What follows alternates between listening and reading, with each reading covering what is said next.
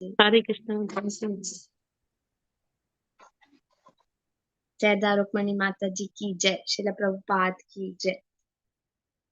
हरे कृष्णा। दंडवत प्रणाम सभी को। वांछा कल्पतरुभ्यश्च कृपा सिंधुभ्यैव च पतितानां पावनेभ्यो वैष्णवेभ्यो नमो नमः।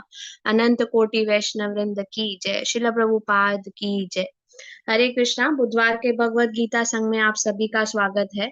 जैसे कि लास्ट बुधवार को हमने 11वां अध्याय पूरा कर दिया था और आज हम 12वां अध्याय स्टार्ट करेंगे, भक्ति योग।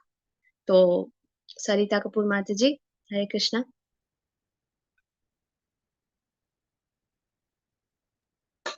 हरे कृष्णा माता जी, सबको कोटि कोटि दंडवत प्रणाम। सबको all my obeisances to you, please accept my humble obeisances. आज हमारे इस सत्र में आनंदनी गौरवप्रिया माता जी हैं और जो कि जितनी छोटी दिखती हैं उतनी छोटी है नहीं, दिमाग से बहुत बड़ी हैं। तो आप रूप पर मत जाइए, चुटकी सी है वैसे तो, बट हाँ, ब्रेन से शीज टू ब्रेनी। और वो दीक्षा उन्होंने जयपतका महाराज से ली हुई है। और बाय प्रोफेशन आल्सो बहुत अच्छा प्रोफेशन होल्ड करती हैं। She is chartered accountant.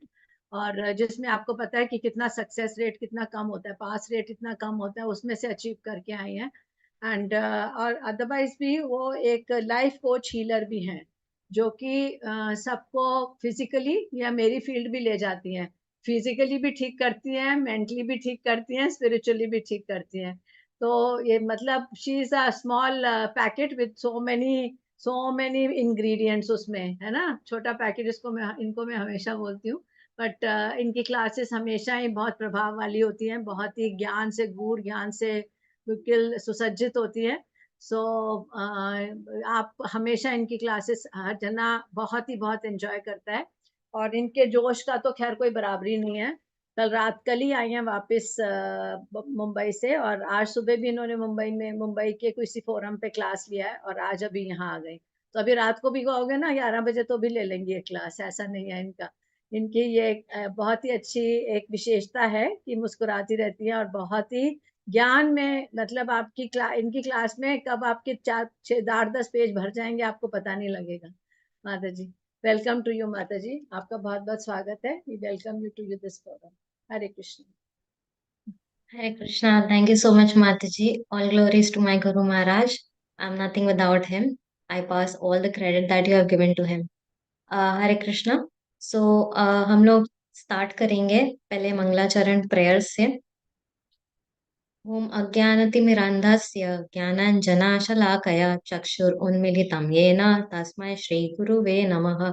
श्रीचैतन्यमनोभीष्टं स्थापितं येन भूतले स्वयं रूपः कदा मायं ददाति स्वपदान्तिकं। वन्देऽहं श्रीगुरु श्रीयुतपदकमलं श्रीगुरुं वैष्णवंश्च श्रीरूपं साग्रजातं सहगणा रघुनाथान्वितं तं सजीवम् साद्वैतं सावधूतं परिजनसहितं कृष्णचैतन्यदेवं श्रीराधा कृष्णपादान् सहगणा ललिता श्रीविशाखान्वितांश्च।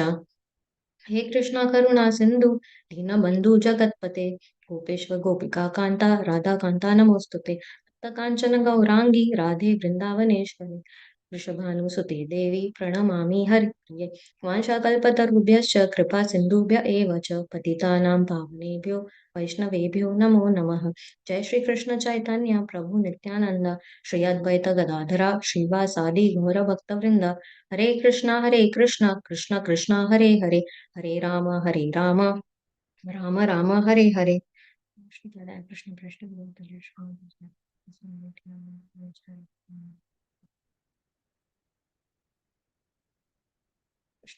भूतले श्रीमते नित्यानंद स्वामी नमस्ते सरस्वती हरे कृष्ण। तो पहले पहले अब सबको बहुत सारा अभिनंदन। किस बात का अभिनंदन दिया जा रहा है? क्योंकि आप सबने भगवत गीता के 11 अध्याय कंप्लीट कर लिया। एवरी वीक वेनेसडे वेनेसडे आकर बहुत ही पेशेंटली सुनकर आप लोग अभी 11 चैप्टर्स में निपुण हो गए हैं। और आज बताया गया लोकपालिका माता जी ने मुझे कि 12वां अध्याय शुरू करना है। हमेशा की तरह पहले रिकैप थोड़ा सा करेंगे, क्योंकि भगवत गीता है, सॉन्ग है, तो पहले के वर्स देखेंगे। तो अब पिछले फ्यू चैप्टर्स में, पिछले कुछ अध्यायों में क्या बताया जा रहा था? कर्म योग, ज्ञान योग, ध्यान योग, ये सब बताया जा रहा था। और स्पेसिफिकली 11वें अध्याय में अर्जुना ने भगवान श्री कृष्ण को अपना कौन सा रूप दिखाने के लिए विनंती की थी? अपना विराट रूप दिखाने की विनंती की थी।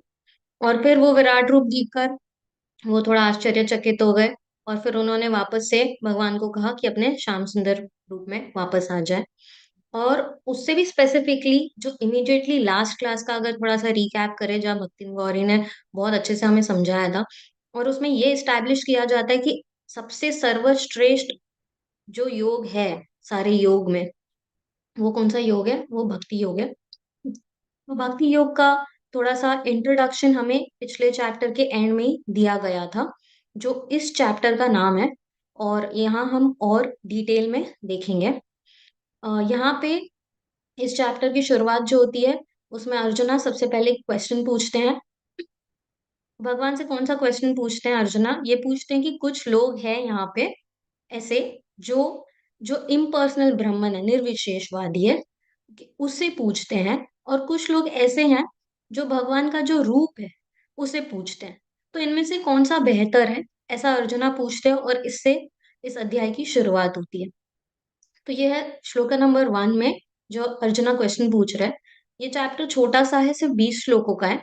तो फर्स्ट श्लोक में क्वेश्चन है जो अर्जुना पूछ रहे हैं, और बाकी के 19 श्लोकों में भगवान इस क्वेश्चन को विस्तार में आंसर दे रहे हैं। तो जो श्लोका नंबर 2 से श्लोका नंबर 7 है, उसमें भगवान बता रहे हैं अर्जुन को कि कैसे भक्ति योग श्रेष्ठ है, और जो पहले भी वो कितने सारे चैप्टर्स में ये बता चुके हैं अलग अलग जगहों पर, बट अब वो बहुत ही डिटेल में बताएंगे, और कंपैरेटिवली तुलना करेंगे बाकी सब योग से, और फिर वैसे बताएंगे। और सिर्फ ये नहीं बता रहे कि भक्ति योग श्रेष्ठ है, साथ ही साथ ये भी बता रहे हैं कि जो भक्ति योग करने वाला इंसान है, जिसको भक्ति योगी कहते हैं, वो भी दूसरे योग जो करते हैं, जो दूसरे योगी है, उनसे श्रेष्ठ है। तो भक्ति योग भी श्रेष्ठ है दूसरे योगों से, और भक्ति योगी भी श्रेष्ठ है दूसरे योगियों से। ये बताया गया है श्लोक नंबर 2 से 7 में। फिर 8 से 12 में भक्ति की सीढ़ी के बारे में बताया गया है।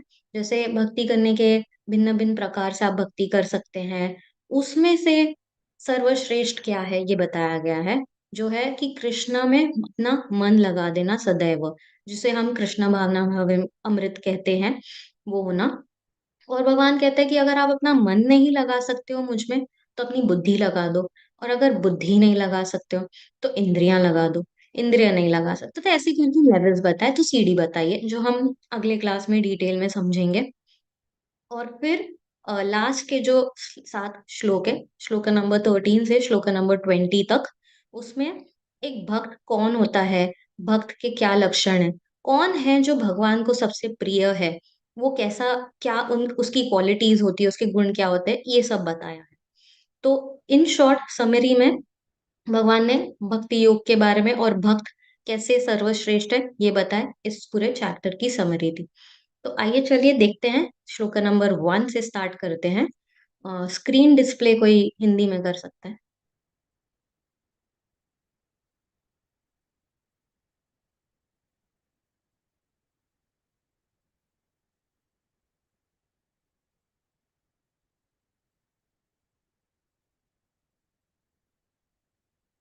Hare Krishna. Is it visible not yet. now? Yes. कोई पढ़ना चाहेगा ये श्लोक number 1?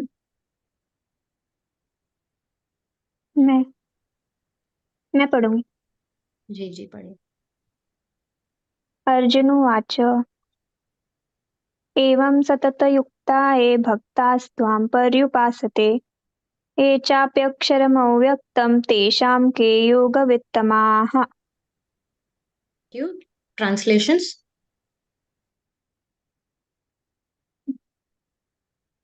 Continue translation. Hare Krishna.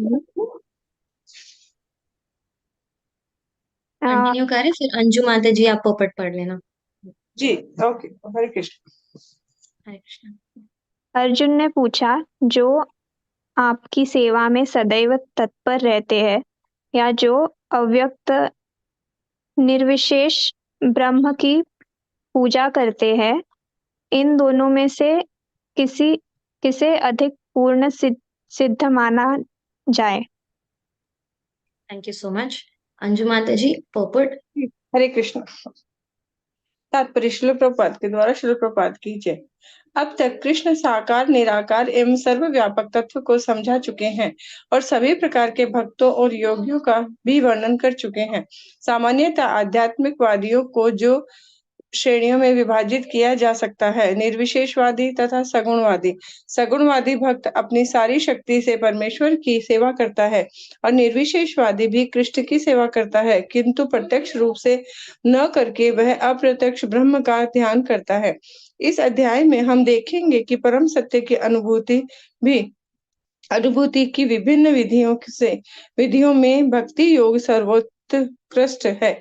यदि कोई भगवान का सानिध्य चाहता है तो उसे भक्ति करनी चाहिए। जो लोग भक्ति के द्वारा परमेश्वर की प्रत्यक्ष सेवा करते हैं वे सगुणवादी कहलाते हैं। जो लोग निर्विशेष ब्रह्म का ध्यान करते हैं वे निर्विशेषवादी कहलाते हैं।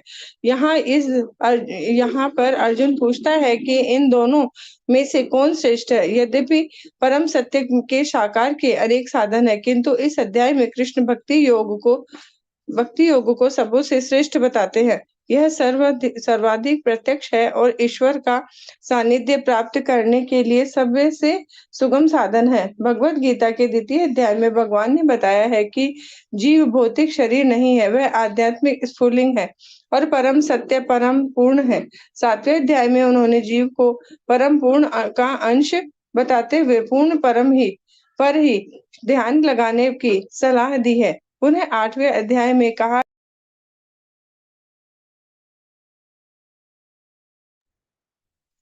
जो मनुष्य भौतिक शरीर त्याग कर का ध्यान चला जाता है। यही नहीं, 6ठे अध्याय के अंत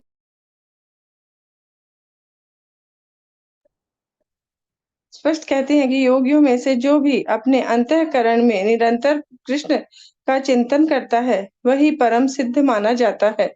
इस प्रकार प्राय प्रत्येक अध्याय का यही निष्कर्ष है कि मनुष्य को कृष्ण के सगुण रूप के प्रति अनुरक्त होना चाहिए, क्योंकि वही चरम आत्म साक्षात्कार है। इतने पर भी ऐसे लोग हैं जो कृष्ण के साकार रूप के प्रति अनुरक्त नहीं होते। वे दृढ़ता पूर्वक विलग रहते हैं तथा यहाँ तक कि भगवत गीता की टीका करते हुए भी वे अन्य लोगों को कृष्ण से हटाना चाहते हैं और उनकी सारी भक्ति निर्विशेष ब्रह्म ज्योति की ओर मोड़ते हैं। वे परम सत्य के इस निराकार रूप का ही ध्यान करना श्रेष्ठ मानते हैं, जो इंद्रियों की पहुंच के परे है और अप्रकट है। इस तरह सचमुच में आध्यात्मिकवादियों की 2 श्रेणियां हैं।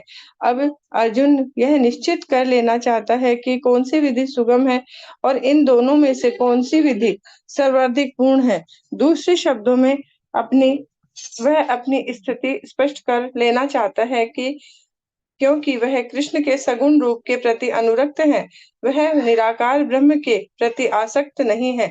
यह जान लेना चाहता है कि उनकी स्थिति सुरक्षित तो है। निराकार स्वरूप चाहे इस लोक में हो चाहे भगवान के परम लोक में हो, ध्यान के लिए समस्या बना रहता है।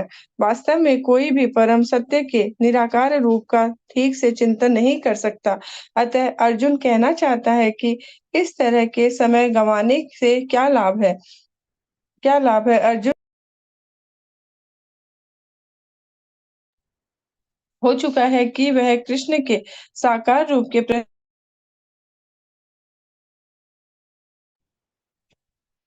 श्रेष्ठ है, क्योंकि इस तरह वह एक ही समय अन्य सारे रूपों को समझ सकता है और कृष्ण के प्रति उसके प्रेम में किसी प्रकार का व्यवधान नहीं पड़ता।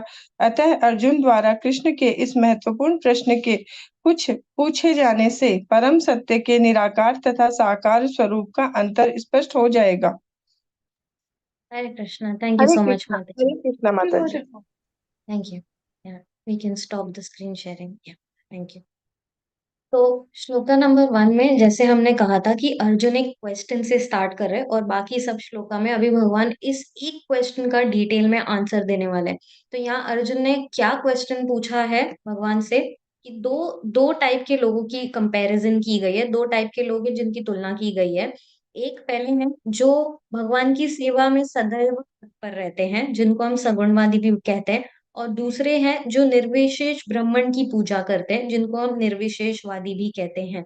इन दोनों में से अधिक पूर्ण या सिद्ध कौन है, ऐसा अर्जुन पूछ रहे हैं। जबकि पहले भी भगवान भक्ति योग के बारे में बता चुके हैं, फिर भी अर्जुन क्लैरिफाई कर रहे हैं कि इन निर्विशेषवादियों की पोजीशन क्या है, क्योंकि वो जानते हैं कि ऐसे काफी सारे लोग हैं जो निर्विशेष ब्राह्मण को पूजते हैं। तो सबसे पहले हम समझेंगे कि ये जो योग का चैप्टर्स चल रहा है, तो योग का मतलब क्या है, भगवान से जुड़ना है। ठीक है, तो अगर आप कर्म के द्वारा भगवान से जुड़ेंगे तो आप कर्मयोगी हो गए, क्योंकि आप कर्म योग कर रहे हैं। और आप ज्ञान के द्वारा, चिंतन के द्वारा अगर भगवान से जुड़ेंगे तो आप ज्ञान योगी कहलाए जाएंगे। और अगर आप ध्यान या मेडिटेशन जिसे कहते हैं, उसके थ्रू आप किससे जुड़ेंगे, परमात्मा से जुड़ेंगे, तो आप ध्यान योगी कहलाए जाएंगे। और अगर आप सेवा के द्वारा भगवान से जुड़ना चाहेंगे तो आप भक्ति योगी कहलाएंगे।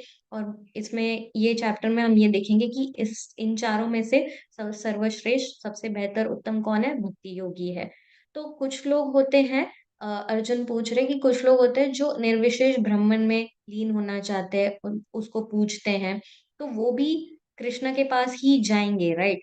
तो बट वो क्या है, अंततः जाएंगे, आसानी से नहीं जा पाएंगे और पूरी तरह कृष्ण को नहीं जान पाएंगे। ये हम इस चैप्टर में आगे के श्लोकों में देखने वाले हैं, और यहाँ पर्पट में, तात्पर्य में भी बताया गया था। तो जब अगर आप कृष्ण को तर्क वितर्क करके या फिलोसॉफिकल स्पेकुलेशन करके जानने की कोशिश करेंगे तो आप कहाँ तक पहुंचोगे, ब्रह्म ज्योति तक पहुंचोगे। अगर ध्यान करके कृष्ण तक पहुंचने की कोशिश करोगे तो भगवान के कौन से रूप तक पहुंचोगे, परमात्मा रूप तक पहुंच पाओगे।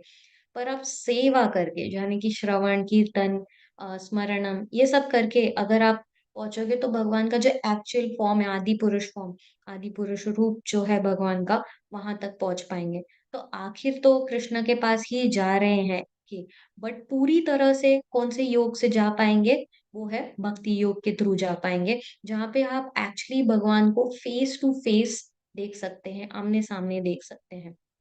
तो ये क्वेश्चन तो अर्जुना ने पूछ लिया है, अब देखते हैं भगवान इसका आंसर कैसे देते हैं, क्या स्टार्ट कर रहे हैं। तो आइए श्लोका नंबर 2 में भगवान का उत्तर सुनते हैं। नेक्स्ट श्लोका,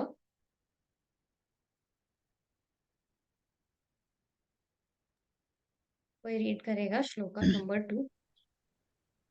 हरे कृष्ण माता जी, मैं करूं? Hare Krishna, thank you. Yes.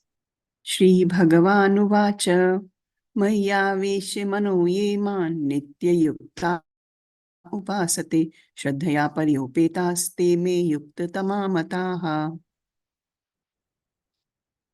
अनुवाद प्रभुपाद जी के द्वारा। जय श्री प्रभुपाद जी। श्री भगवान ने कहा, जो लोग अपने मन को मेरे साकार रूप में एकाग्र करते हैं और अत्यंत श्रद्धा पूर्वक मेरी पूजा करने में सदैव लगे रहते हैं, वे मेरे द्वारा परम सिद्ध माने जाते हैं। पर्पट अर्जुन के प्रश्न का उत्तर देते हुए कृष्ण स्पष्ट कहते हैं कि जो व्यक्ति उनके साकार रूप में अपने मन को एकाग्र करता है और जो अत्यंत श्रद्धा तथा निष्ठा पूर्वक उनको पूजता है, उसे योग में परम सिद्ध मानना चाहिए। जो इस प्रकार कृष्ण भावना भावित होता है, उसके लिए कोई भी भौतिक कार्यकलाप नहीं रह जाते, क्योंकि हर कार्य कृष्ण के लिए किया जाता है। शुद्ध भक्त निरंतर कार्यरत रहता है, कभी कीर्तन करता है तो कभी श्रवण करता है, या कृष्ण विषयक कोई पुस्तक पढ़ता है, या कभी कभी प्रसाद तैयार करता है, या बाजार से कृष्ण के लिए कुछ मोल लाता है, या कभी मंदिर झाड़ता बुझाता है, तो कभी बर्तन धोता है। वह जो कुछ भी करता है कृष्ण संबंधी कार्यों के अतिरिक्त अन्य किसी कार्य में एक क्षण भी नहीं गंवाता। ऐसा कार्य पूर्ण समाधि कहलाता है। Hare Krishna. Thank you. Thank you so much माता जी। हरे कृष्ण। तो यहाँ पे भगवान ने उत्तर में बताया है अर्जुना को। अर्जुन ने पूछा था कि कौन सा योगी है जो श्रेष्ठ है, तो भगवान आंसर में क्या बता रहे हैं कि बेस्ट योगी कौन है, सर्वश्रेष्ठ योगी कौन है, जो नित्यम सततम हमेशा हमेशा भगवान के बारे में सोचता है, जिसका मन 24/7 हर मोमेंट कृष्णा में है। इसी को हम क्या कहते हैं, कृष्णा भावना भावित होना। कृष्ण, अगर कोई बोलेगा कि हाँ मैं कृष्णा भावना भावित, उसका डेफिनेशन क्या है? ये वर्ड हम बहुत फ्रीक्वेंटली यूज करते हैं, कृष्णा कॉन्शियस, बट इसका एक्चुअल मीनिंग क्या है कि हमेशा हर मोमेंट 24/7 के भी हर सेकंड हमेशा कृष्ण के बारे में सोचना, इसको कहते हैं। और सिर्फ कृष्ण में मन लगाना, कृष्ण के बारे में सोचना और कृष्ण को याद करना, ये उत्तम योगी नहीं बताया गया। और एक इसमें और एक क्लॉज ऐड किया गया, दो चीजें बताई गई है। वो कृष्ण के बारे में नित्यम सोचता भी रहता है, और वो सिर्फ सोचने के अलावा और क्या करता है, भगवान को मन में रखते हुए भगवान की सेवा भी करता है। और टाइप्स ऑफ सेवा बताई गई है कि कैसे कैसे सेवा कर सकता है, श्रवणम, कीर्तनम, बर्तन धो के, कोई मंदिर बना के, अलग अलग। बट एक बहुत इंपॉर्टेंट वर्ड है यहाँ पे, कैसी सेवा करनी चाहिए, श्रद्धा पूर्वक सेवा करनी चाहिए। ऐसा व्यक्ति है जो भगवान को हमेशा अपने मन में रखता है और भगवान की श्रद्धा पूर्वक सेवा करता रहता है, ऐसा व्यक्ति है, वो ही सबसे सर्वश्रेष्ठ योगी है। और इसे कौन सा योगी कहते हैं, अनन्य योगी कहते हैं, अनन्य भक्ति कहते हैं इसका। अ, आगे अनन्य भक्ति के बारे में हम और श्लोक नंबर 6-7 में और आगे देखेंगे। अभी चलते हैं 3, 4 और 5 तीनों साथ साथ में देखेंगे, 3 श्लोक का जॉइंट है।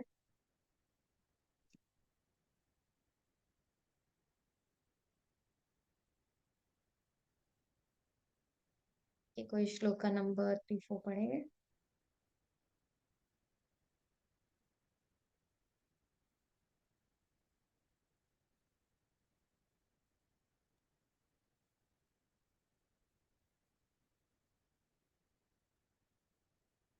जी माता जी।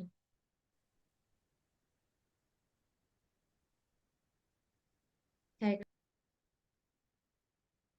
कोई नहीं पढ़ रहा तो मैं पढ़ूं माता जी श्लोका। हरे कृष्णा, मैं पढ़ूं माता जी? हरे कृष्ण माता जी पढ़े। पढ़ूं माता जी?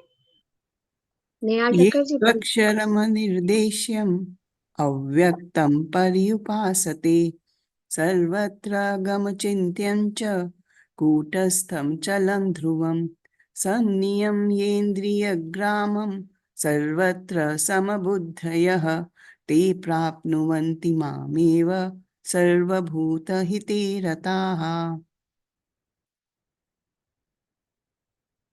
माता जी कोई और पढ़ने जा रहा था ना, सॉरी मैं पढ़ हाँ, दिया। नेहल नेहल माता जी, आप ट्रांसलेशन पढ़ेंगे जी और माता जी। तात्पर्य। जी, जी माता थैंक जी, यू। हरे कृष्णा।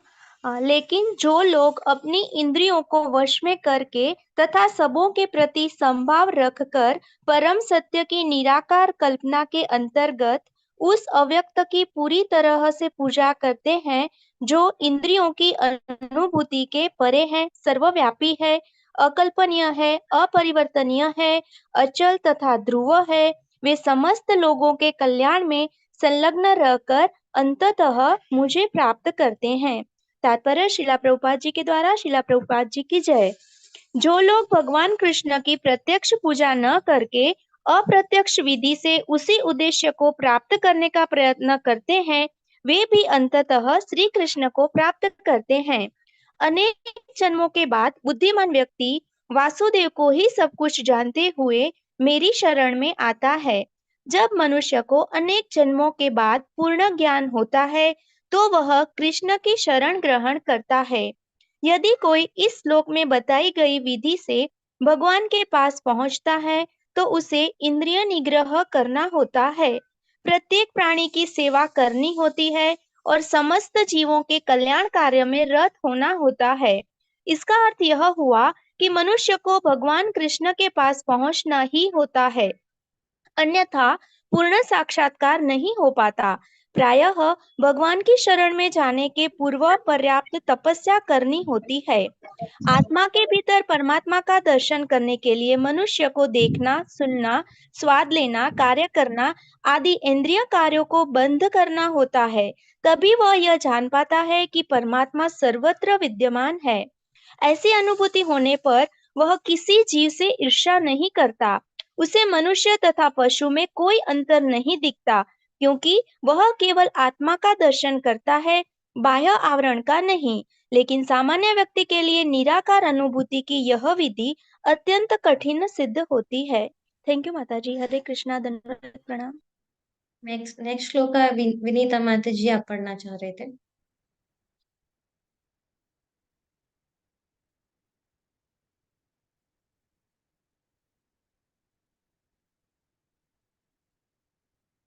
कोई हरे पढ़ना कृष्ण चाहेगा? या माता जी, हम ओके, पढ़े हरे कृष्णा। जी जी जी जी, पढ़िए माता जी, श्लोका पढ़ना है माता जी। पूरा, ट्रांसलेशन एंड तात्पर्य सब पढ़िए। ओके। क्लेशो अधिकतर तेषाम अव्यक्त आसक्त चेतसाम अव्यक्ता हि गतिर्दुखम देह वधिर व्याप्यते। अनुवाद और तात्पर्य by श्रील प्रभुपाद की जय। जिन लोगों के मन परमेश्वर के अव्यक्त निराकार स्वरूप के प्रति आसक्त है, उनके लिए प्रगति कर पाना अत्यंत कष्टप्रद है। देहधारियों के लिए उस क्षेत्र में प्रगति कर पाना सदैव दुष्कर होता है। तात्पर्य: अध्यात्मवादियों का समूह जो परमेश्वर के अचिंत्य निराकार स्वरूप के पथ का अनुसरण करता है, ज्ञान योगी कहलाता है। और जो व्यक्ति भगवान की भक्ति में रत रहकर पूर्ण कृष्ण भावना अमृत में रहते हैं, वे भक्ति योगी कहलाते हैं।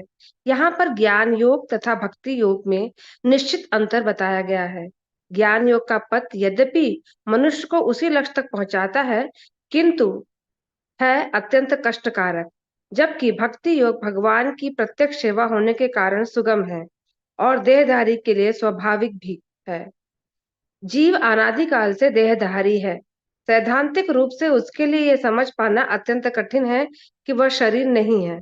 अतएव भक्ति योगी कृष्ण के विग्रह को पूज्य मानता है, क्योंकि उसके मन में कोई शारीरिक बोध रहता है जिससे इस रूप में प्रयुक्त किया जा सकता है। निसंदेह मंदिर में परमेश्वर के स्वरूप की पूजा मूर्ति पूजा नहीं है। वैदिक साहित्य में साक्ष्य मिलता है कि पूजा सगुण तथा निर्गुण हो सकती है। मंदिर में विग्रह पूजा सगुण पूजा है, क्योंकि भगवान को भौतिक गुणों के द्वारा प्रदर्शित किया जाता है। लेकिन भगवान के स्वरूप को चाहे पत्थर, लकड़ी या तैल चित्र जैसे भौतिक गुणों द्वारा क्यों ना अभिव्यक्त किया जाए, वह वास्तविक में भौतिक नहीं होता। परमेश्वर की यही परम प्रकृति है। यहाँ पर एक मोटा उदाहरण दिया जा सकता है। सड़कों के किनारे पत्र पेटिकाएं होती हैं, जिनमें यदि हम अपने पत्र डाल दें तो वे बिना किसी कठिनाई से अपने गंतव्य स्थान पर पहुंच जाते हैं। लेकिन यदि कोई ऐसी पुरानी पेटिका या उसकी अनुकृति कहीं देखे तो डाकघर द्वारा स्वीकृत न हो, तो उससे वही कार्य नहीं हो सकेगा। इसी प्रकार ईश्वर ने विग्रह रूप में, जिसे अर्चा विग्रह कहते हैं, अपना प्रामाणिक वैध स्वरूप बना रखा है। यह अर्चा विग्रह परमेश्वर का अवतार होता है। ईश्वर इसी स्वरूप के माध्यम से सेवा स्वीकार करते हैं। भगवान सर्वशक्तिमान है, अतः वे अर्चा विग्रह रूपी अपने अवतार से भक्त की सेवाएं स्वीकार करते हैं, जिससे बद्ध जीवन वाले मनुष्य को सुविधा हो सके। इस प्रकार भक्त को भगवान के पास सीधे और तुरंत ही पहुंचने में कोई कठिनाई नहीं होती, क्योंकि जो लोग आध्यात्मिक साक्षात्कार के लिए निराकार विधि का अनुसरण करते हैं, उनके लिए यह मार्ग कठिन है। उन्हें उपनिषदों जैसे वैदिक साहित्य के माध्यम से अव्यक्त स्वरूप को समझना होता है। उन्हें भाषा सीखनी होती है, इंद्रियातीत अनुभूतियों को समझना होता है और इस समस्त विधियों का ध्यान रखना होता है। यह सब एक समान व्यक्ति के लिए सुगम नहीं होता। कृष्ण भावना अमृत में भक्तिरत मनुष्य मात्र गुरु के पथ प्रदर्शन द्वारा, मात्र अर्चा विग्रह के नियमित नमस्कार द्वारा, मात्र भगवान की महिमा के श्रवण द्वारा तथा मात्र भगवान पर चढ़ाए गए उच्चिष्ट भोजन को खाने से भगवान को सरलता से समझ लेता है। इसमें तनिक भी संदेह नहीं है कि निर्विशेषवादी व्यर्थ ही कष्टकारक पथ को ग्रहण करते हैं, जिसमें अंततः परम सत्य का साक्षात्कार संदिग्ध बना रहता है। किंतु सगुणवादी बिना किसी संकट, कष्ट या कठिनाई के भगवान के पास पहुंच जाते हैं। ऐसा ही संदर्भ श्रीमद् भागवत में पाया जाता है। यहाँ यह कहा गया है कि अंततः भगवान के चरण में जाना ही है इस शरण जाने की प्रक्रिया को भक्ति कहते हैं। तो यदि कोई ब्रह्म क्या है और क्या नहीं है, इसी को समझने का कष्ट आजीवन उठाता रहता है, तो इसका परिणाम अत्यंत कष्टकारक होता है। अतएव यहाँ पर यह उपदेश दिया गया है कि आत्म साक्षात्कार के इस कष्टप्रद मार्ग को ग्रहण नहीं करना चाहिए, क्योंकि अंतिम फल अनिश्चित रहता है।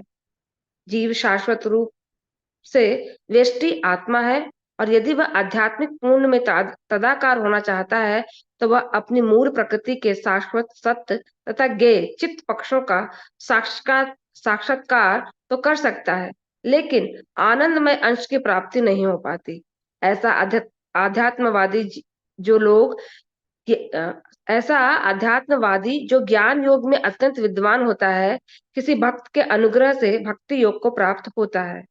इस समय निराकारवाद का दीर्घ अभ्यास कष्ट का कारण बन जाता है, क्योंकि वह उस विचार को त्याग नहीं पाता।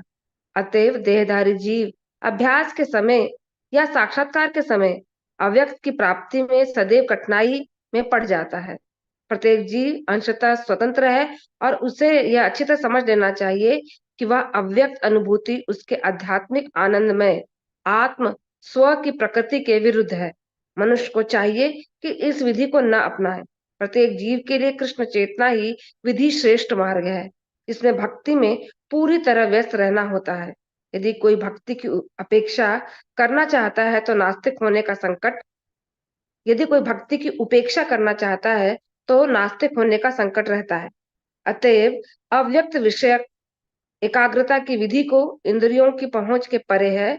जैसा कि इस श्लोक में पहले कहा जा चुका है कि इस योग में प्रोत्साहन नहीं मिलना चाहिए। भगवान श्री कृष्ण ने इसका उपदेश नहीं दिया है। हरे कृष्णा माता जी, दंडवत प्रणाम। हरे कृष्णा, धन्यवाद, प्रणाम, थैंक यू सो मच। तो हमने देखा कि श्लोका नंबर 1 में अर्जुना ने क्वेश्चन पूछा, श्लोका नंबर 2 में भगवान ने पहले उत्तर दिया है शुरू में बताने के लिए, और कि कौन सबसे सर्वश्रेष्ठ योगी है।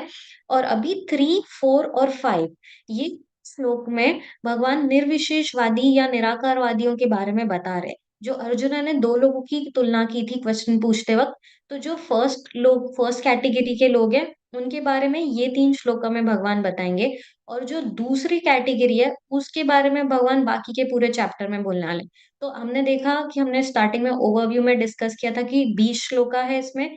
फर्स्ट श्लोक में अर्जुन क्वेश्चन पूछ रहे, 19 बाकी के श्लोक में भगवान आंसर दे रहे।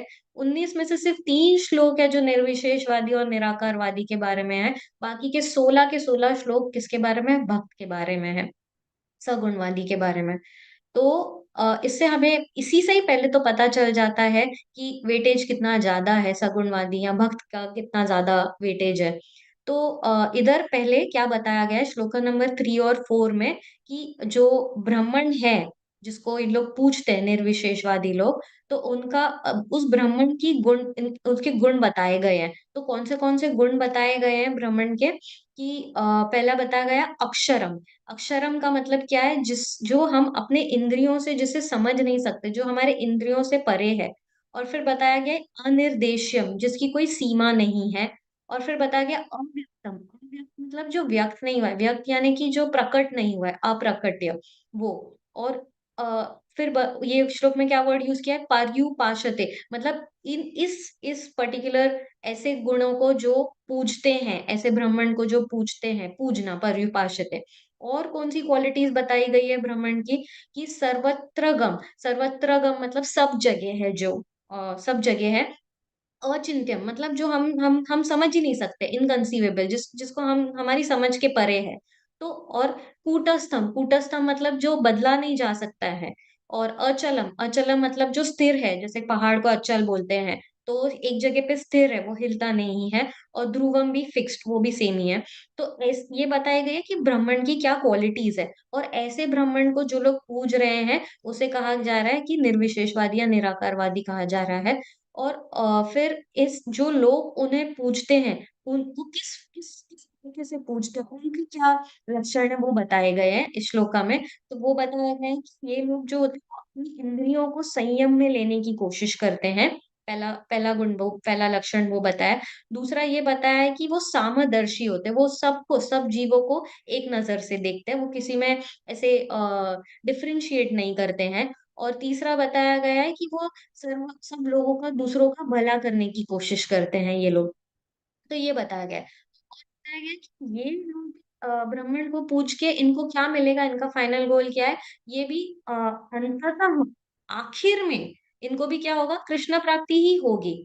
तो फिर कोई पूछ सकता है कि अगर इनको भी कृष्ण प्राप्ति होगी, भले देर सवेर, और भक्ति योगी को भी कृष्ण प्राप्ति होगी, तो भक्ति योगी श्रेष्ठ कैसे हुआ? तो इसका एग्जाम्पल, इसको समझ सकते हैं एक एग्जाम्पल से, कि जैसे कि फॉर एग्जाम्पल कि एक दूध का ग्लास है, ठीक है। अगर आपके सामने एक दूध का ग्लास रखा है और आपको बोला जाए कि सिर्फ अपनी स्पर्श से स्पर्श से समझने की कोशिश कीजिए ये क्या है। आप पहली बार उसको देख रहे हैं, तो सिर्फ स्पर्श से आप आंख बंद कर दीजिए, नाक कान सब बंद कर दीजिए, सिर्फ उसको टच करने से देखिए, तो आप जो समझ सकते हैं कि हाँ ये क्या है, ये कुछ लिक्विड है, ये ठंडा है या गर्म है, ऐसा समझ सकते हैं। ठीक है। फिर यहाँ बोलेंगे कि आपको टच करना अलाउड नहीं है, आप सिर्फ इसको स्मेल कीजिए, स्मेल से बताइए दूध कैसा होता है, तो आप हार्डली उसको बता पाएंगे। बट यहाँ पे भी आप दूध के संबंध में आ रहे हैं, टच में भी आप दूध के संबंध में आ रहे हैं। यहाँ बोलेंगे सिर्फ देख के बताए, सो देख के आप बता पाओगे अच्छा ये सफेद है, ये लिक्विड है, ये ग्लास में भरा है, ये सब बता सकते हैं। बट उसका टेस्ट क्या है ये सब आप नहीं बता सकते। बट कोई बोलेगा कि आप पी के पी के इसे बताइए कि दूध कैसा होता है।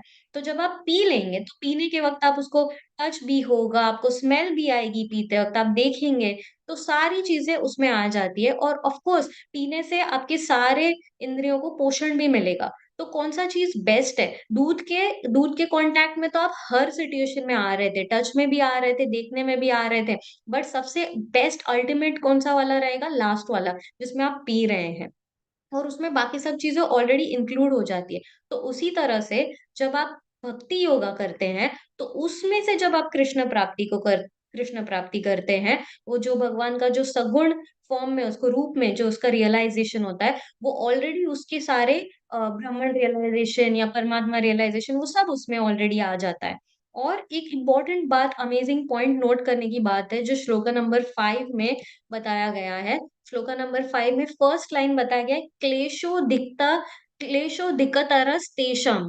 क्लेशो मतलब, क्लेश मतलब क्या? क्लेश मतलब थोड़ा डिफिकल्टी, चैलेंजिंग, क्लेश हो रहा है। और अधिकतर, अधिकतर मतलब बहुत ज्यादा, बहुत ज्यादा, तो बहुत ज्यादा क्लेश हो रहा रहता है। तो जो इस अव्यक्त फॉर्म में ब्राह्मण को पूछते हैं, हाँ भगवान को अव्यक्त फॉर्म में पूछते हैं, उनको क्या होता है बहुत सारा, और उनसे आसक्ति रखते हैं इस फॉर्म में, तो उनको क्या होता है बहुत सारा क्लेश होता है, उनका रास्ता आसान नहीं होता, उनका रास्ता बहुत डिफिकल्ट होता है। और ये खुद भगवान कह रहे हैं कि डिफिकल्ट होता है। इमेजिन कि भगवान बोल रहे हैं कि डिफिकल्ट होता है, तो हम तो क्या ही किस खेत की मूली है, तो हम कहाँ ये रास्ता फॉलो कर पाएंगे। पर भक्ति योगा में हमने क्या देखा था? हाँ, सुसुखम कर्तु अव्ययम, कि भक्ति योग में सिर्फ क्या है? आनंद है। कोई नया नया भी भक्ति योग प्रैक्टिस करना स्टार्ट ही कर रहा रहता है, कोई न्यूफाइड डिवोटी होता है, हाँ उसे भी हाँ कीर्तन में नाचने में बहुत मजा आता है, प्रसाद ग्रहण करने में बहुत मजा आता है, बहुत खुश रहते हैं, सब भक्तों से एक दूसरे से मिलते हैं, नाचते हैं, गाते हैं, तो बहुत अच्छा लगता है। हाँ, तो वो क्या है, बहुत आसान है, बहुत सरल है भक्ति, और बहुत सुखमय है। हाँ, और ये वाला रास्ता क्या है, ब्राह्मण को पूजने वाला रास्ता क्या है? बहुत क्लेश वाला है, और क्लेश नहीं, अधिकतर बहुत सारा क्लेश का रास्ता है ये। तो इसलिए उनके रास्ते में कैसा होता है, निर्विशेषवादियों के रास्ते में उन लोग बहुत सारी तपस्याएं करते हैं, तो इसलिए वो सुखमय नहीं है। तो अगर हम एक ब्रॉड कैटेगरी बनाए, जैसे हम बचपन में ऐसे डिस्टिंग्विश बिटवीन करते थे, ये हो गए कि ज्ञान योगी हो गए, और ये हो गए कि भक्ति योगी हो गए। तो पहले ज्ञान योगी कौन होते हैं? वो जो अव्यक्त ब्राह्मण को पूछते हैं। और भक्ति योग कौन हो गए? जो भगवान को अपने सगुण फॉर्म में, रूप में पूजते हैं। तो ये हो गए। अच्छा, अब ज्ञान योगी की और क्या क्वालिटी है? कि वो सिर्फ सत और चित का अनुभव कर सकते हैं। और जो भक्ति योगी है, वो सत, चित और आनंद का अनुभव कर सकते हैं। अब ज्ञान योगी आनंद मिलता है, पर वो कौन सा आनंद? ब्रह्मानंद होता है, जो ब्रह्म में लीन होने का आनंद होता है, वो मिलता है। बट भक्ति योगी को कौन सा आनंद? और वो भी जब लीन होगा उसके बाद अंततः, वो भी अगर हुआ तो। और भक्ति योगी में को कौन सा आनंद मिलता है? शुरू से ही, स्टेप 1 से ही कौन सा मिलता है? भक्ति आनंद मिलता है। ओके, तो फिर क्या दोनों में डिफरेंस है? ये डिफरेंस है कि एक ड्रॉप एक ड्रॉप भक्ति आनंद इज ग्रेटर, क्या, पूरा का पूरा ओशन ऑफ ब्रह्मानंद। अगर पूरे पूरे ब्रह्मानंद का सागर बना देंगे ना, और अगर सिर्फ भक्ति आनंद का एक एक छोटा सा बूंद लेंगे ना, तो भी इसमें ज्यादा आनंद है, ऐसा बताया गया है। और फिर क्या डिफरेंस है ज्ञान योगी और भक्ति योगी में? ज्ञान योगी का अल्टीमेट एम, गोल क्या है, उसका ध्येय क्या है कि ब्रह्मन में लीन होना। हाँ, और फिर उसमें भी थोड़ा बहुत उनको भक्ति करना पड़ता है, जैसे उसमें भी उन लोग थोड़ा बहुत चैंटिंग वगैरह करते हैं, ठीक है, अपार्ट फ्रॉम ऑस्टेरिटीज। और ज्ञान योगी, अगर इसमें भक्ति योगी की क्या श्रेष्ठता है कि अगर कोई एक ज्ञान योगी है और अगर वो किसी भक्त के कांटेक्ट में आ गया, वो किसी भक्त से मिल गया, जुड़ गया, हाँ, उसके एसोसिएशन में आ गया, तो वो भी भक्ति योगी बन सकता है। एक ज्ञान योगी भक्त के कांटेक्ट में आने से भक्ति योगी बन सकता है, हाँ, तो वो उसका उद्धार हो सकता है। और फिर जो ज्ञान योगी का रास्ता है, जो अभी हमने लास्ट श्लोका में देखा, वो बहुत सारा क्या है, क्लेश वाला है, उसमें बहुत सारे तपस्या है और बहुत सारे चैलेंजेस, बहुत सारी डिफिकल्टीज है, वो आसान रास्ता नहीं है। हाँ, अब भक्ति योगी में कोई बोलेगा हाँ भक्ति योगी में भी तो थोड़ा तो चैलेंज है, मुझे रोज ब्रह्म मुहूर्त में उठ के चैंटिंग करना पड़ता है, और पूर्णिमा में तो निर्जल फास्टिंग रखी थी मैंने। हाँ, ये सब है, थोड़ा थोड़ा ऑस्टेरिटी वहां पे भी है, बट उसमें क्या एडेड एडवांटेज है? ये एडेड एडवांटेज है कि इमीडिएटली तुरंत, हाँ, भगवान का रेसिप्रोकेशन आपको मिलता है वहां पे, क्योंकि आप जो भी ऑस्टेरिटी कर रहे हो वो किसके लिए कर रहे हो, आप आपको पता है कि आप ये भगवान के लिए कर रहे हो, हाँ, आप भगवान के प्रेम के लिए कर रहे हो, आप प्रेम से कर रहे हो। तो इसलिए वो पहली बात तो ऑस्टेरिटी लगती नहीं, क्योंकि आप किसी के लिए प्रेम से अगर कुछ त्याग कर रहे हो तो वो आपको बुरा भी नहीं लगता है, जैसे एक माँ अपने बच्चे के लिए नींद त्यागती है तो उसको बुरा नहीं लगता है। तो वैसे उल्टा उसमें खुशी, आनंद, प्रेम होता है। और इमीडिएटली भगवान, आप जब भी कुछ सेवा करेंगे, आप थोड़ा बहुत भगवान के लिए कुछ सैक्रिफाइस करेंगे, आप हम सब ने एक्सपीरियंस किया है, इमीडिएटली तुरंत भगवान हम सबको रेसिप्रोकेट करते हैं, और इमीडिएटली हमको उसका बेनिफिट दिखता है कि भगवान अपने अपने तरीकों से सबका एक रेसिप्रोकेट करते हैं। तो ये ब्रॉड कैटेगरीज ऑफ भक्ति योगी वर्सेस ज्ञान योगी, यानी कि जो सगुण वर्सेस निर्विशेषवादी, फ्रॉम ऑल डिफरेंट प्लेसेस, ऐसे 5-6 ब्रॉड कैटेगरीज बनाया गया है, अलग अलग पुराणों से डेफिनेशंस लेके। आइए देखते हैं लास्ट के 2 श्लोका, श्लोका नंबर 6-7, थोड़ा 10 मिनट डिले होगा, बट लेट्स कंप्लीट दिस क्योंकि ये पूरा एक पैकेज है। Screen sharing please. कोई श्लोका नंबर 6-7 पढ़ना चाहेंगे?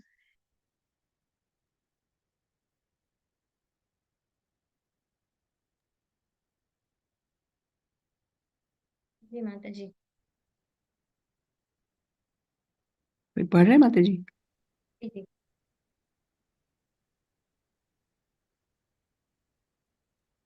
पढ़ो माता जी, हरे कृष्णा। ये तु सर्वाणि कर्माणि मयि सन्न्यस्य मत्पराः अनन्यनैव योगेन मां ध्यायन्त उपासते तेषामहं समुद्धर्ता मृत्यु संसारसागरात् भवामि न चिरात् पार्थ मय्यावेशितचेतसाम्। हरे कृष्णा। थैंक यू माता जी। हरे कृष्णा।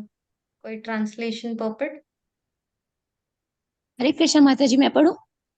जी भूमिका माता जी प्लीज। हरे कृष्ण माता जी। जो अपने सारे कार्यों को मुझ में अर्पित करके तथा अविचलित भाव से मेरी भक्ति करते हुए मेरी पूजा करते हैं और अपने चित्तों को मुझ पर स्थिर करके निरंतर मेरा ध्यान करते हैं, उनके लिए हे पार्थ, मैं जन्म मृत्यु के सागर से शीघ्र उद्धार करने वाला हूँ। तात्पर्य श्रील प्रभुपाद की जय। यहाँ यह स्पष्ट कहा गया है कि भक्त जन अत्यंत भाग्यशाली हैं कि भगवान उनका इस भाव सागर से तुरंत ही उद्धार कर देते हैं। शुद्ध भक्ति करने पर मनुष्य को इसकी अनुभूति होने लगती है कि ईश्वर महान है और जीवात्मा उनके अधीन है। उसका कर्तव्य है कि वह भगवान की सेवा करे, और यदि वह ऐसा नहीं करता तो उसे माया की सेवा करनी होगी। जैसा पहले कहा जा चुका है कि केवल भक्ति से परमेश्वर को जाना जा सकता है। अतः मनुष्य को चाहिए कि वह पूर्ण रूप से भक्त बने। भगवान को प्राप्त करने के लिए वह अपने मन को कृष्ण में पूर्णता एकाग्र करे, वह कृष्ण के लिए कर्म करे, चाहे वह जो भी कर्म करे, लेकिन वह कर्म केवल कृष्ण के ही होना चाहिए। भक्ति का यही आदर्श है। भक्त भगवान को प्रसन्न करने के अतिरिक्त और कुछ भी नहीं चाहता। उसके जीवन का उद्देश्य कृष्ण को प्रसन्न करना होता है और कृष्ण की तुष्टि के लिए वह सब कुछ उत्सर्ग कर सकता है। जिस प्रकार अर्जुन ने कुरुक्षेत्र के युद्ध में किया था। यह विधि अत्यंत सरल है। मनुष्य अपने कार्य में लगा रहकर हरे कृष्ण महामंत्र का कीर्तन कर सकता है। ऐसे दिव्य कीर्तन से भक्त भगवान के प्रति आकृष्ट हो जाता है। यहाँ पर भगवान वचन देते हैं कि वे ऐसे शुद्ध भक्त का तुरंत ही भव सागर से उद्धार कर देंगे। जो योगाभ्यास में बड़े चढ़े हैं, वे योग द्वारा अपनी आत्मा को इच्छानुसार किसी भी लोक में ले जा सकते हैं और अन्य लोग इस अवसर को विभिन्न प्रकार से उपयोग में लाते हैं। लेकिन जहां तक भक्त का संबंध है, उसके लिए यहाँ यह स्पष्ट कहा गया है, स्वयं भगवान ही उसे ले जाते हैं। भक्त को वैकुंठ में जाने के पूर्व अनुभवी बनने के लिए प्रतीक्षा नहीं करनी पड़ती।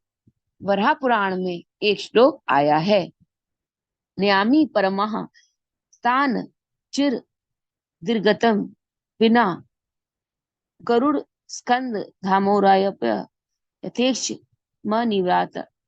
माता जी क्षमा करिए, मैं बोल नहीं पा रही हूँ।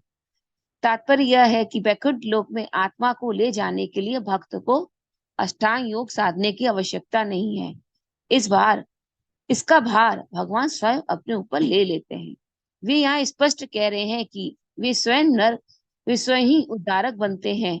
बालक अपने माता पिता द्वारा अपने आप रक्षित होता रहता है, जिससे उसकी स्थिति सुरक्षित रहती है। इसी प्रकार भक्त को योगाभ्यास द्वारा अन्य लोकों में जाने के लिए प्रयत्न करने की आवश्यकता नहीं होती, अपितु भगवान अपने अनुग्रहवश स्वयं ही अपने पक्षी वाहन गरुड़ पर सवार होकर तुरंत आते हैं और भक्त को भवसागर से उबार लेते हैं।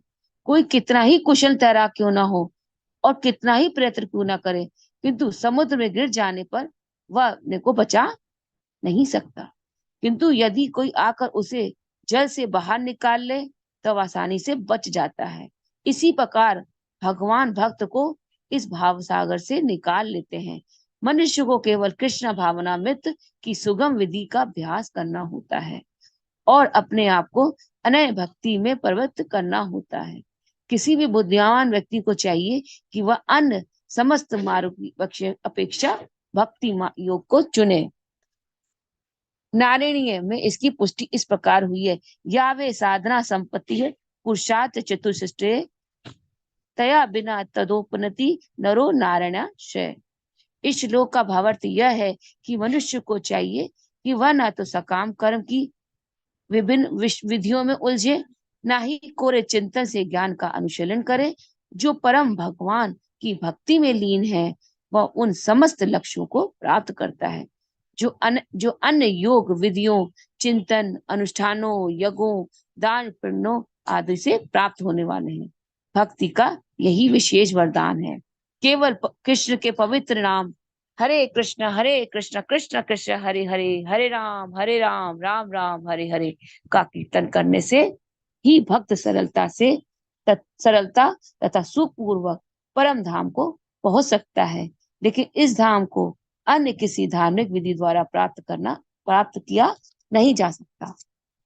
भगवत गीता का निष्कर्ष 18वें अध्याय में इस प्रकार व्यक्त हुआ है, सर्वधर्मान परित्यज्य मामेकं शरणं व्रज अहम त्वा सर्व पापेभ्यो मोक्ष्यामि मा शुचा। आत्म साक्षात्कार की अन्य समस्त विधियों को त्याग कर केवल कृष्ण भावनामृत में भक्ति संपन्न करनी चाहिए। इससे जीवन की चरम सिद्धि प्राप्त की जा सकती है। मनुष्य को अपने गत जीवन के पाप कर्मों पर विचार करने की आवश्यकता नहीं रह जाती, क्योंकि उसका उत्तरदायित्व भगवान अपने ऊपर ले लेते हैं। अतएव मनुष्य को व्यर्थी आध्यात्मिक अनुभूति में अपने उद्धार का प्रयत्न नहीं करना चाहिए। प्रत्येक व्यक्ति को चाहिए कि वह परम शक्तिमान ईश्वर कृष्ण की शरण ग्रहण करें। यही जीवन की सर्वोच्च सिद्धि है। हरे कृष्ण माता जी। थैंक यू माता जी। हरे कृष्णा माता जी, थैंक यू, बहुत सुंदर। तो यहाँ पे अभी अभी भगवान और डिटेल में भक्ति योग के बारे में, भक्ति योगी के बारे में बता रहे हैं। तो यहाँ पे भगवान ने इस श्लोक में क्या बताया है हमें, ये वर्ड्स यूज किए, मयि संन्यास्य मत पराहा। मयि संन्यास, संन्यास का मतलब क्या होता है? त्याग कर देना, गिविंग अप, डिटैचमेंट जिसको बोलते हैं। पर मयि संन्यास मतलब कि ये जो डिटैचमेंट, ये जो त्याग कर रहे हैं, वो किसके लिए कर रहे हैं? मेरे लिए कर रहे हैं। सिर्फ बाय सेल्फ त्याग करना ये सही नहीं है, बट डिटैचमेंट बाय सेल्फ सही नहीं है, बट डिटैचमेंट मैटर्स है। और फिर प्लस उसके साथ क्या ऐड होना चाहिए? Attachment to Krishna. ये कंप्लीट पैकेज है। सिर्फ अगर त्याग करेंगे, सब लोग ये नहीं चाहिए, ये नहीं चाहिए, ये भी छोड़ देंगे, ये भी छोड़ देंगे, ये कौन सा वैराग्य बोलते हैं? इसको फल्गु वैराग्य बोलते हैं। ये सही नहीं है। क्या होगा इसमें? इसमें वापस से आपको वो डिजायर रहेगा और वापस से आप आ जाएंगे भोग करने के लिए, वो भोग त्याग होता रहेगा। बट एक्चुअली करेक्ट वे क्या है? मई संन्यास मतलब कृष्ण की चीजें गिव अप करना। हाँ, इससे क्या होगा? कृष्ण के तरफ आपका अटैचमेंट बढ़ाना है, तो ऑटोमेटिकली जो बाकी चीजें हैं उसमें आपका टेस्ट कम हो जाएगा और उससे ऑटोमेटिकली डिटैचमेंट आएगा। ये जबरदस्ती नहीं होता है, ये नेचुरल प्रोसेस हो जाएगा कि एक चीज की तरफ अटैचमेंट बढ़ता है तो दूसरी तरफ जो लोअर चीज है उसका उससे ऑटोमेटिकली डिटैचमेंट आता है। उसमें कुछ एक्स्ट्रा एफर्ट लेने की जरूरत नहीं है। और यहाँ पे दूसरा वर्ड क्या है? अनन्य।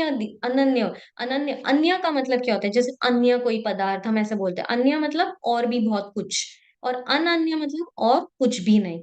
तो ऐसे भक्त जिनको और कुछ नहीं चाहिए, जिन्होंने सिर्फ सब कुछ अपना गिव अप कर दिया, किसके लिए? कृष्ण के लिए सब कुछ त्याग किया है, और उनको और कुछ नहीं चाहते, वो सिर्फ कृष्ण की सेवा करना चाहते हैं, कृष्ण की भक्ति करना चाहते हैं। ऐसे जो भक्त है वो अनन्य भक्त है, वो अनन्य भक्ति कर रहे हैं। अच्छा, तो ऐसे जो भक्त है उनका क्या होगा? भगवान उनको कैसे रेसिप्रोकेट करेंगे, क्या करेंगे उनके साथ? तो ये बताया गया है श्लोका में। बताया गया है, मृत्यु संसार से उन्हें उठा के आध्यात्मिक जगत में ले जाएंगे, जहां मृत्यु नहीं होती। मृत्यु मतलब डेथ और संसार मतलब वर्ल्ड। तो ये जो संसार है जहाँ पे मृत्यु होती है, यहाँ से उसे उठा देंगे। तो ये जो भवसागर बताया गया कि अगर कोई ओशन में या पानी में गिर जाता है तो वो अपने आप वहां से नहीं निकल सकता है, बट कोई और उसको ऊपर से आके बचा ले तो वो निकल सकता है आसानी से। तो उसी तरह हम जो इधर फंस चुके हैं, वो अपनी अपने एफर्ट से हम नहीं निकल सकते हैं। बट भगवान की कृपा जब होगी, जब भक्तों की कृपा होगी, हमें निकालेंगे, वो कोई आके हमें हेल्प करेंगे निकालने के लिए, तो वो क्या कैसे होगा? नचिरत, क्विकली, एकदम विदाउट डिले। क्या वर्ड यूज किया गया है? तुरंत होगा, तुरंत, क्विकली। अब तुरंत कोई बोलेगा अरे मैं तो इतने साल से भक्ति कर रही हूँ, बट मुझे तो यहाँ से निकाला ही नहीं जा रहा है, मैं तो फंस गई हूँ यहाँ पे, कब आएगा मेरा चांस? ओके। या ये क्विकली का डेफिनेशन अलग है, सबके लिए वेरिएबल है। आप सोच सकते हैं कि क्विकली मतलब ये नहीं कि आज बोला तो और कल हो जाएगा, ये भी हो सकता है। ऑब्वियसली भगवान है, कुछ कर सकते हैं। बट अगर एक लाइफ टाइम भी आपने भक्ति की या 2 लाइफ टाइम भक्ति करके भी आप यहाँ से निकल गए, तो आप देखेंगे उसको भी क्विकली ही माना जाएगा, नचिरत माना जाएगा। क्यों? क्योंकि आप देखिए इटर्निटी, सोल क्या इटर्नल है, तो इस इटर्निटी के पूरे परव्यू में अगर आप 2 लाइफ टाइम में निकल जाते हो तो वो भी क्विकली ही माना जाएगा, राइट? और अगर आपको फिर भी लग रहा है नहीं क्विकली नहीं हो रहा है, ये तो विदाउट डीले नहीं हो रहा है, तो बहुत डीले हो रहा है, तो श्लोका नंबर 7 में भगवान बोल रहे हैं कि जो अनन्य भक्ति करता है उसको मैं प्रॉमिस कर रहे हैं, वो प्रॉमिस करेंगे। बट फिर भी नहीं हो रहा है, तो देखना है कि ये जो 7 वाला प्रॉमिस है वो नहीं हो रहा है, तो क्या मैं 6 कर रही हूँ? अगर मैं 6 7 वाला प्रॉमिस फुलफिल होएगा। भगवान ने क्लॉज डाला है, अगर सब कुछ चाहिए भगवान आपको उठाए क्विकली, तो उसके लिए क्या करना पड़ेगा? श्लोका नंबर 6 में अनन्य भक्ति बोलेगी, वो करना पड़ेगा। तो अगर आप अनन्य भक्ति कर रहे हैं तो ये प्रॉमिस विदाउट डिले वाला होगा। करना है कि ये सारे जो भी अनन्य भक्ति के सिम्टम्स बताए गए श्लोका नंबर 6 में, ये मैं कर रही हूँ, मैं कर रही हूँ, मैं कर रही हूँ, हाँ सब कुछ त्याग किया है कृष्णा के लिए, और कुछ नहीं चाहिए, अनन्य और कुछ भी नहीं चाहिए मुझे, यहाँ कुछ कुछ डिजायर है बाकी है, तो ये चेक करना है। अगर है तो प्रॉमिस है भगवान का, वो करेंगे। और ये प्रॉमिस भगवान ने सिर्फ अनन्य भक्तों के लिए किया है, निर्विशेषवादी या निराकारवादी लोग को प्रॉमिस नहीं किया गया है।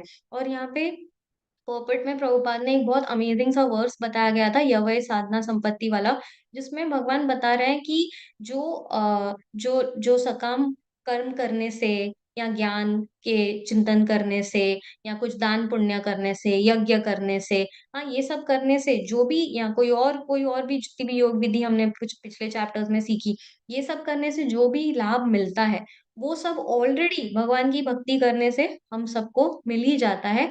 और प्लस प्लस उसमें एक्स्ट्रा भी चीजें मिलती है जो उन सब योग विधियों से नहीं मिलती है। तो इन शॉर्ट टू समराइज कि ये पूरा first part of this chapter में भगवान ने सिर्फ ये बताया है कि हाउ भक्ति योग इज ग्रेटर, कैसे भक्ति योग श्रेष्ठ है बाकी जो सारे योग विधि हैं उसमें। तो ऑलरेडी टाइम ओवर टाइम हो गया है। थैंक यू, आपने मुझे पेशेंटली सुना। तो यहाँ पे मैं रुक जाऊंगी और आप सबसे आशीर्वाद चाहूंगी कि आप सब मुझे बहुत सारा आशीर्वाद दे, कि मैं ऐसे ही और इतना सारा प्यार दे जैसा आप मुझे बुलाते रहें और मैं आपकी सेवा में कुछ बोल सकूं। Hare Krishna, thank you so much. Hare Krishna. Sadhvi Sadhvi Sadhvi, कितना कुछ सीखने को मिलता है और एक दिन में इतना डोज।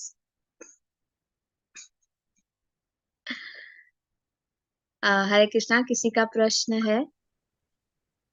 वेरी नाइस क्लास आनंदनी बेटा, I am proud of you बेटा।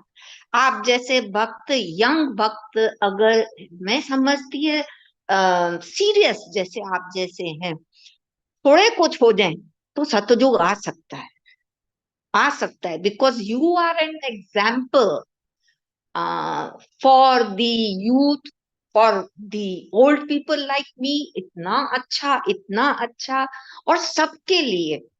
तो बस मेरे को कोई शब्द नहीं है बेटा, पर वेरी नाइस क्लास। इतनी अच्छी तरीके से एक एक शब्द शायद तो हमको भी नहीं समझ में आया होगा कभी, जो जैसे आपने समझाया है। बहुत बहुत अच्छा बोला। हरे कृष्णा बेटा, keep it up. Hare Krishna. Hare Krishna माता जी, thank you for your kind words. ये तो आपका बड़प्पन है, आप मेरे बारे में ये सब बोल रहे हैं। ना ना ना ना आपके ना, दिस इज आशीर्वाद से जो भी है हम बोल पा रहे हैं। हरे कृष्णा, बेटा, this is thank you fact. For your blessings. Hare Krishna बेटा, but this is fact. Hare Krishna. Sarita Kapoor माता जी। Hare Krishna Mataji, as usual, there are no words to praise her. She's always the perfectionist. Clearly, Mataji, I just want to ask one question. कि ये जो आप जैसे yoga ladder से जाते हैं, पहले कर्म योग, फिर उसके बाद ध्यान, मतलब ध्यान yoga, Ashtanga yoga and all, then when how you climb that ladder. तो अगर आप भक्ति योग पे जाना चाहते हैं तो क्या आपको ज्ञान योग के थ्रू जाना नहीं पड़ेगा क्या? इज इट डायरेक्टली जा सकते हैं? कहते हैं कि हाँ भक्ति योग पे आप डायरेक्टली भी यू कैन शिफ्ट टू भक्ति योग, पर जब तक आपको ज्ञान नहीं होगा कि आप किसके बारे में, किसकी भक्ति कर रहे हैं, किस पॉइंट ऑफ व्यू से, मतलब आपकी आपकी भक्ति योग में थोड़ी बढ़ोतरी नहीं होगी अगर आप में ज्ञान भी थोड़ा ज्यादा हुआ तो? मतलब the dedication will go much more if you have a little more knowledge. It's not always कि ज्ञान योग आप सिर्फ ब्रह्म ज्योति के लिए ही करें. It can be ज्ञान योग is attaining the knowledge of the supreme also. Where does it come into? That will be a part of bhakti yoga, or it will go into first ज्ञान योग and then go into the bhakti yoga. Hare Krishna माता जी, correct me seniors if I am wrong and please add. So अगर आप भगवान से related कोई भी चीज कर रहे हैं ना, तो वो भक्ति योग में आता है। तो अगर आप जैसे भागवतम पढ़ रहे हैं, भगवत गीता पढ़ रहे हैं, ये सब डिस्कशंस कर रहे हैं, ये सब भक्ति योग में ही आता है। और ज्ञान योग स्पेसिफिकली जो हमें बताया गया था ज्ञान योग वाले चैप्टर में, that was about philosophical speculation. So that is part What of does Gyan that Yoga, which include in is the not specific? really which is not Speculative really a knowledge. yeah, speculative knowledge. So which is not Yeah. really a prerequisite for achieving the final goal. हरे कृष्णा माता जी, please Hindi में बोलो, दूसरे लोग भी समझ सकें। जी जी माता जी। सो माता जी ने क्वेश्चन पूछा है कि अगर भक्ति योग करते हैं तो उसमें ज्ञान की भी जरूरत है या नहीं है। तो ये है कि जो हम जैसे भगवत गीता पढ़ते हैं या भागवतम पढ़ते हैं, जो भी ऐसी पुस्तकें पढ़ते हैं जिसमें भगवान के बारे में बताया गया है, वो भक्ति योग का ही पार्ट है। और ज्ञान योग में जो होता है वो सिर्फ मेंटल स्पेकुलेशन होता है, वो कैलकुलेशंस करते हैं, वो तर्क वितर्क करते हैं। तो ये ज्ञान योग होता है।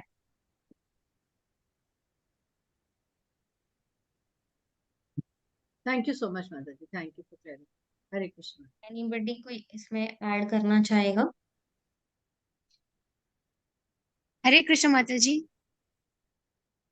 हरे मेरे कृष्णा हिसाब से भूमिका माता भक्ति जी। ठीक में आ जाती है, सारे अंग आ जाते हैं भगवान के, उसमें कुछ अलग से लेने की जरूरत नहीं है। जैसे वो कह रही है ज्ञान योग मेरे साथ भक्ति में सब कुछ जैसे कि ना सागर में सारी नदियां समाई हैं, इसी तरह हमारी भक्ति योग में सारे योग समाये हुए हैं। इसलिए भक्ति योग तभी सर्वश्रेष्ठ है, कृष्ण भगवान ने खुद कहा है। और मुझे इसका पॉइंट इतना अच्छा लगा जो मैं पढ़ रही थी खुद, कि हमको बहुत अच्छा हुआ, क्योंकि मैं खुद फील करती हूँ कृष्ण भगवान को। कृष्ण भगवान कहते हैं कि हमें टेंशन लेने की जरूरत नहीं भक्ति करते हुए। कृष्ण भगवान आएंगे नहीं आएंगे, वो कहते हैं चलो टेंशन मत लो अपने पाप को लेके। ये भी भगवान बोले थे कि तुम पाप कर रहे हो, तुम उसको लेके टेंशन करो कि मेरे पाप होंगे तो मैं भगवान मुझे लेंगे नहीं। तुम बस अच्छे से माला जपते रहो, मैं तुम्हारे पास आऊंगा गरुड़ में सवार होकर। जैसे सागर में लोग डूब रहे होते हैं, उनके बचाने के लिए एक जना बाहर कोई हो जरूरत होती है, इसी तरह कृष्ण भगवान साक्षात आएंगे, गरुड़ पे सवार होके हमें ले जाएंगे। मुझे ये लाइन बहुत कृष्ण भगवान की अच्छी लगी जो प्रभुपाद जी ने लिखी है, बहुत फील हुई, बहुत अच्छा लगा आज का चैप्टर। और माता जी जैसे आपने समझाया बहुत अच्छा लगा। हरे कृष्ण माता जी, ऐसे ही आते रहिएगा। हरे कृष्ण माता जी। Thank you so much. और कोई कुछ कमेंट ऐड करना चाहेगा? कोई बहुत सुंदर क्लास करेक्शंस? था माता जी आज का आपका। बहुत सरल सरल भाषा में और इतने अच्छे से आपने श्लोक को समझाया कि सबको समझ में आ गया। थैंक यू माता जी। और हरे बहुत कृष्णा, अच्छा आपका लग रहा है कि आशीर्वाद इतनी है। छोटी एज में आप इतना अच्छा प्रचार कर रहे हो, बहुत खुशी हो रही है मुझे तो। थैंक यू माता जी, आपका आशीर्वाद है।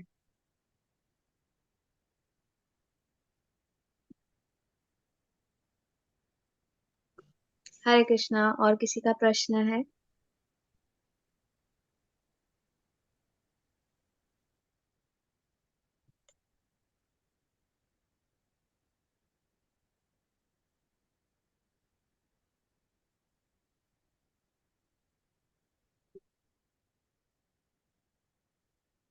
हरे कृष्णा।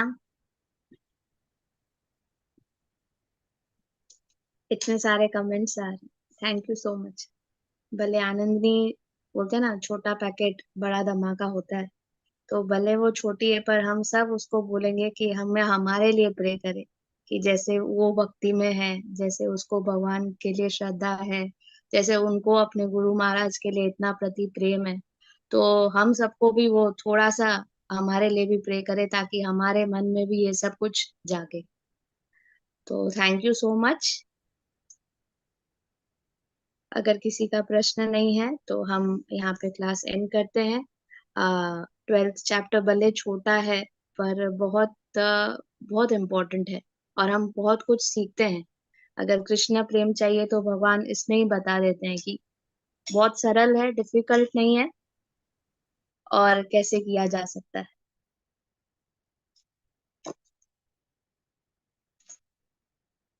हरे कृष्णा। Thank you आनंदनी।